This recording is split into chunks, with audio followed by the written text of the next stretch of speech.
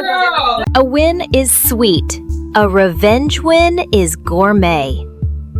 Gainbridge Fieldhouse was already buzzing on July 30th, but the volume spiked the instant DeWanna Bonner, 9-game former Fever forward, new Mercury swing for the fences signing, stepped onto the hardwood. Fans who once paid to watch her hoist corner threes now drowned her in boos so loud they rattled the LED ribbon boards.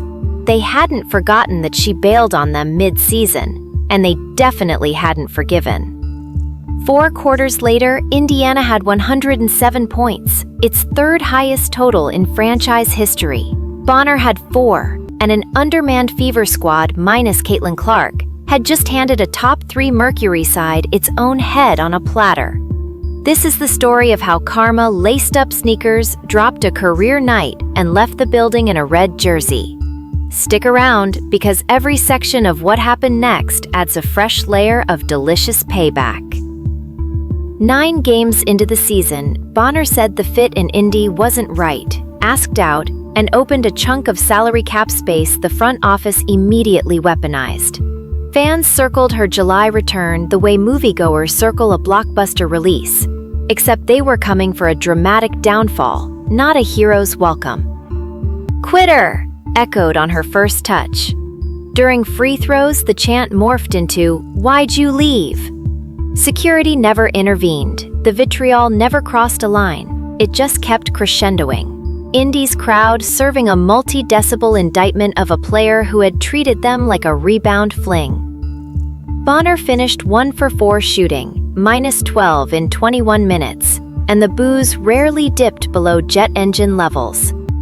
Meanwhile, a courtside camera caught a grinning, street-clothed Caitlain Clark lip-syncing "Ball Don't Lie" after Bonner bricked a fadeaway.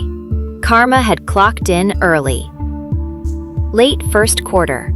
Lexi Hull bodies up, Natasha Howard swats Bonner at the rim, the shot clock expires, and the house reaches seismic noise ordinances.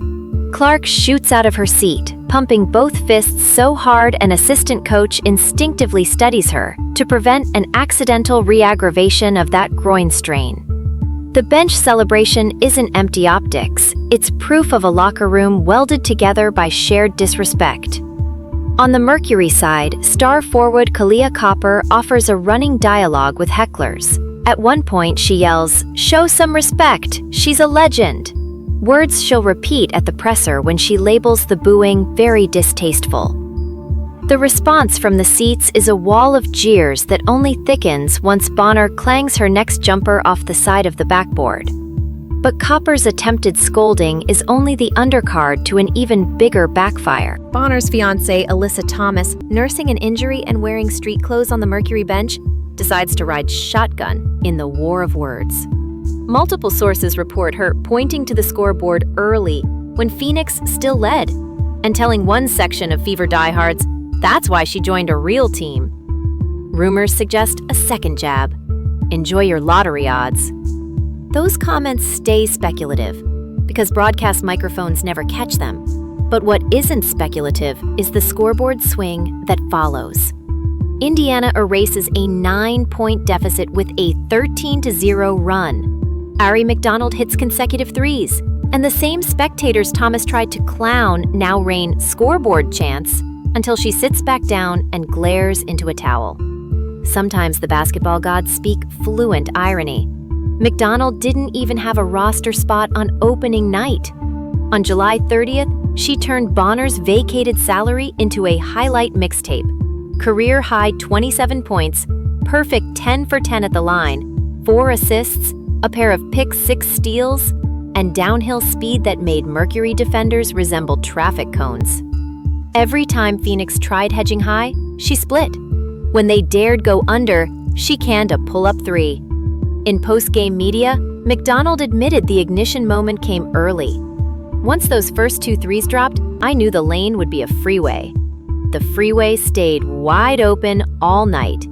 She wasn't alone. Chloe Bibby, signed on a 7-day using the leftover Bonner money, splashes a corner 3, flexes to the bench, and finishes with 10 points and a steal.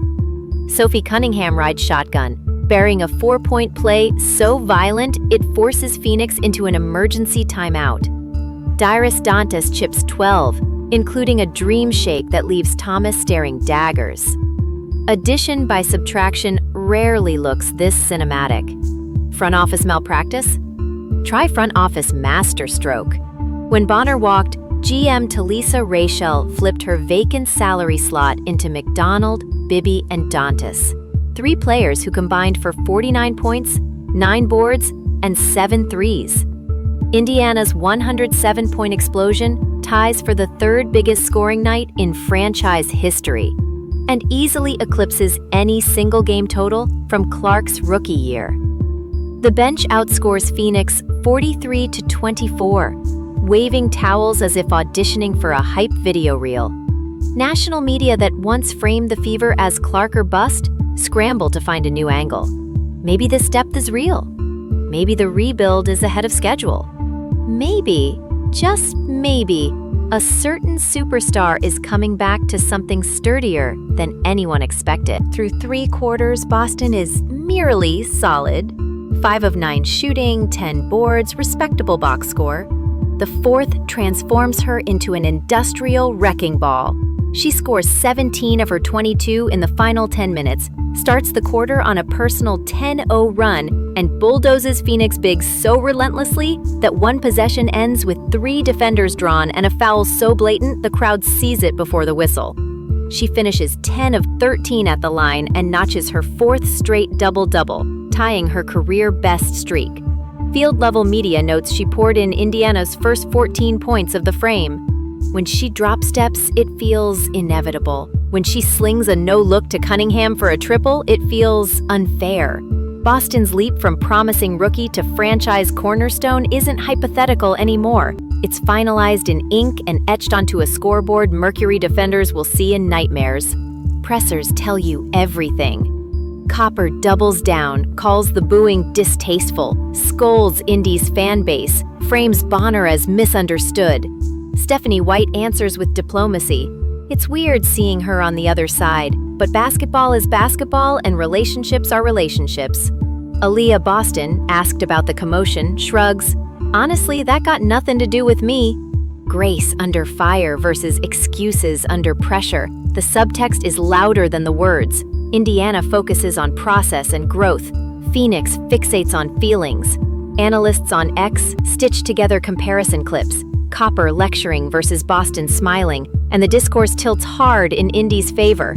The win pushes Indiana to 15-12, 3 games over 500 for the first time since 2015, locks them into 6th place, and extends their no-Clark record to 7-7.